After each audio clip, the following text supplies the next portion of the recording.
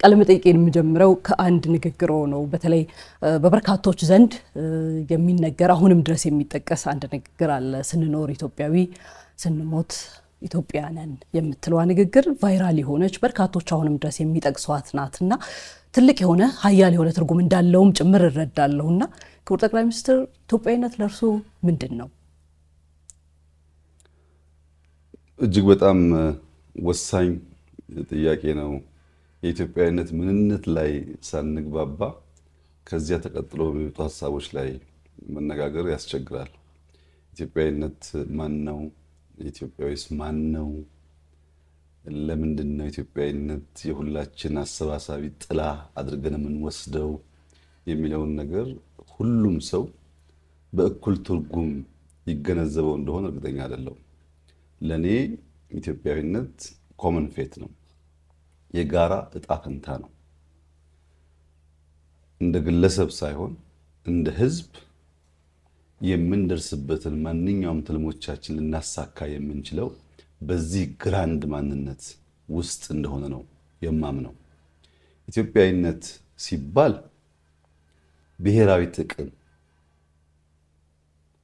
የግለሰብ ጥቅም፣ የቤተሰብ ጥቅም፣ የማህበረሰብ ጥቅም፣ ከዚያ ደግሞ አልፎ ብሔራዊ ጥቅም። ብሔራዊ ጥቅም ልክ እንደ ግለሰብ ጥቅም ጠዋት ከፍለን ወዲያው የምናገኘው ላይሆን ይችላል። እኛ ከፍለን ልጆቻችን የሚያገኙት ሊሆን ይችላል። አሰባሳቢ ትርክት እኛ ሲፈጥረን ባለብዙ መልክ፣ ባለብዙ ቋንቋ፣ ባለብዙ ባህል ስለሆን እነዚያ የሚለያዩ ማንነቶች ዋናውን ማንነት እንዳይሸረሽሩት የሚሰበስበን እንደ ቤተሰብ እንድንታይ የሚያደርገን ትርክት ያስፈልጋል። ከዚያም ባሻገር ያ ብሔራዊ ጥቅም ያልነውን ነገር ሊያሳካ ሊያበለጽግ የሚችል ትውልድ መስራት ይጠይቃል። ብሔራዊ ጥቅም ከግል ጥቅም የሚለየው ነገር በሰሞኑ በፈረንሳይ ሀገር አንድ የካቶሊክ ካቴድራል የመጎብኘት እድል አግኝቼ ነበር። ኖትርዳም ካቴድራል ይባላል። እዚያ ሲነግሩን ይህ ካቴድራል ተጀምሮ እስኪያልቅ 200 ዓመት ፈጀባቸው። 200 ዓመት ማን መኖር ይችላል? 200 ዓመት ማንስ ጀምሮ ሊጨርስ ይችላል? 200 ዓመት የሚሰራ ስራስ ጀማሪው ምን ሊሆን ጀመረው? በግል ጥቅም ቢሆን አያየው። ብሔራዊ ጥቅም ማለት ያ የጀመረው ያ የሚሰራው ከዚያ ከሰራው ስራ ተጠቃሚ እንኳ ባይሆን በትውልድ ቅብብሎች መካከል የሚጸናና ኢትዮጵያዊነትን የሚያቆይ ስራ ማለት ነው። አንዲት ቤተክርስቲያን ጀምሮ ለመጨረስ 200 ዓመት የፈጀው የጋራ የሆነ ፈረንሳዊ ጥቅም እንጂ የግለሰቦች ወይ የኩባንያ ጥቅም ሊሆን አይችልም። ብሔራዊ ጥቅም ስንል ከኛ ከግል ፍላጎትና መሻት የተሻገረ ማለት ነው። በእርግጥ አንድ ከግምት ሊገባ የሚገባው በርከት ባሉ ሰዎችም እንደ ችግር የሚታየው ኢትዮጵያ ውስጥ የማንነት አረዳድ ነው። የሰው ልጅ በአንድ ማንነት ብቻ አይታወቅም። እኔ በስሜ እታወቃለሁ። አብይ ስባል መለያዬ ነው፣ ማንነቴ ነው። የአባቴ ልጅ መሆኔ የአባቴ ስም ማንነቴ ነው። የልጄ ስም ማንነቴ ነው። በዘር በሃይማኖት በተማርኩት ስራ በተለያየ ነገር ልታወቅ እችላለሁ። እኔ ማንነት የሚገለጸው በአንድ ጉዳይ ብቻ አድርጌ ወይም አንደኛውን አጉልቼ ሌላውን ሳኮስስ የኢትዮጵያዊነት ምንነትና የኢትዮጵያዊነት ትርጉም ትክክለኛው ሚዛን ይስታል። ለምሳሌ እዚህ ቤት ውስጥ 100 ኢትዮጵያውያን ብንኖር 100 የምንሞላው ኢትዮጵያዊ ስንሆን ነው። እዚህ ካላችሁ ሰዎች ወንዶች ተለዩ ከተባለ 60 ልንሆን እንችላለን። ከወንዶች መካከል የብልጽግና ፓርቲ አባላት ተለዩ ቢባል ደግሞ 20 ልንሆን እንችላለን። ከብልጽግና ፓርቲ አባላት መካከል የሲቪል ኢንጂነር ተማሪዎች ተለዩ ብንባል ደግሞ 3 ልንሆን እንችላለን። ሲቪል ኢንጂነር ማንነታችን ነው፣ ብልጽግና ማንነታችን ነው፣ ወንድም ማንነታችን ነው። የምንለይበት የምንገለጽበት ነገር ነው። ሁሉ ተሰካክቶ ግን ኢትዮጵያዊነት ስር ነው የሚወድቀው ማለት ነው። ኢትዮጵያዊ ሲሆን ሰብሰብ ተለቅ ይላል። ከኢትዮጵያዊ በታች ያሉ ማንነቶች ደግሞ አሉ። ነገር ግን እያነሱ ይሄዳሉና ወደ ትልቁ ማንነት ወደሚሰበስበን ወደሚያጸናን ወደሚያዘልቀን ማንነት መሰብሰብ ማለት ነው። ስንኖር ኢትዮጵያዊ ስንሞት ኢትዮጵያ የተባለው ሐሳብ እኔም የሚገዛኝ ሐሳብ ነው።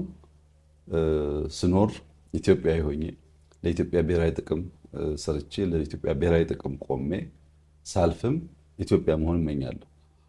ነገር ግን አንድ ወዳጄ ይሄን አባባል የሚወድና ነገር ግን የሚተች አግላይ ነው አለኝ። ስኖር ኢትዮጵያዊ ስንሞት ኢትዮጵያ የሚለው አግላይ ነው። ስኖር ዲያስፖራ ስንሞት ኢትዮጵያም ስላለን አለኝ። ምን ማለት ነው? ሰዎች በተለያየ ምክንያት ሀገራቸውን ጥለው በተለያየ ሀገር ይኖራሉ፣ ፓስፖርት ይቀይራሉ፣ ይወልዳሉ፣ ይኖራሉ። መጨረሻ ግን ብዙዎቹ ሁሉም ባይሆኑ ብዙዎቹ ሲሞቱ ገንዘቡን መክፈል እንኳ ባይችሉ ኢትዮጵያውያን አዋተው ለምነው ተለቅተው አስከሬናቸውን ለሀገራቸው ልከው እዚህ ይቀበራሉ። ያ ሰው ለምንድን ነው ኢትዮጵያ ሄደህ የምትቀበረው ተብሎ ከሞት በፊት ቢጠየቅ ብርድ እንዳይመታኝ እንዳይርበኝ ከጎረቤት ጋር ቡና አልጠጣ ሊል አይችልም። በሆነ ሎጂካል በሆነ መንገድ ሊያሳምነን አይችልም። ነገር ግን ሰው ሞቶ እንኳን የመጨረሻ ማረፊያው ሀገሩ እንድትሆን ይመኛል። ያ በዚያ ልክ የሚወዳት በዚያ ልክ የሚመኛትን ሀገር ማጽናት፣ መጠበቅ፣ ማስቀጠል ላይ ግን በዚያ ልክ አይተጋም። ለዚህ ነው ብሔራዊ ጥቅም የሚያስፈልገው። ስንሞት እንኳን ልናርፍበት የምንፈልገውን ምድር የማጽናትና የማቆየት ጉዳይ የየዕለት ንግግራችን የየዕለት ስራችን ውጤት ካልሆነ በእኛ እንዝላልነት ሊፈርስ ይችላል። ከፈረሰ ደግሞ ስንኖር ካናዳዊ ሆነን ስንሞት ኢትዮጵያ የምንሆንበት ዕድል ያንሳል ማለት ነው እና በጣም ጥልቅ ሐሳብ በውስጡ የያዘ ነው። ይህ በውስጡ የያዘው ሐሳብ ግን ለመጪው ትውልድ እንዴት አድርገን የጸና የለማ የማይለምን ሀገር እናቆያለን ከሚል ፍሬ ሐሳብ ጋር መሰናሰል አለበት። ምክንያቱም የጀመርነው ትውልድ ካልቀጠለ የምናስበውን ትውልድ ካልቀጠለ በስተቀር በአንድ ትውልድ በአንድ ቤተሰብ በአንድ ግሩፕ ሀገር ተሰርቶ አያልቅም። ሀገር የቅብብሎች ውጤት ነው። ያን ለማረጋገጥ የሚያስችል ስራ መስራት የሚቻለው ትውልድን እያሰብን ስንሰራ ነው። ነገን እያሰብን ስንሰራ ነው። ነገን የምናስብ ሰዎች ግን ዞር ብለን ትናንትናን መመልከት የማንችል ከሆነ ትናንትናችን የዘነጋን እንደሆነ ከትናንትናችን መማር የማንፈቅድ ከሆነ ነገ አይሰራም። ለዚህ ነው እኛ ትናንትን ከዛሬ ዛሬን ከነገ አስተሳስረን ሚዛን ጠብቀን ሀገርን ገነባለን ብለን የተነሳ ነው። እንግዲህ ሁሉም ሰው እንደሚገነዘበው ትናንትን ባለው ልክ ማክበር አጽንቶ ማቆየት የኛ ንግግር አይደለም፣ ተግባር ነው። በዚህ እድሜሽ ወይም ከዚያ ፊት ወላጆችን ብትጠይቂ የትኛው መንግስት የላሊበላን ውቅር አብያተ ክርስቲያን ሊጠግን ሲሞክር አልሰማሽም? በዚህ እድሜሽ ወይም በአባትሽ እድሜ የትኛው መንግስት የፋሲል ቤተ መንግስት ሊጠግን ሲሞክር አልሰማንም።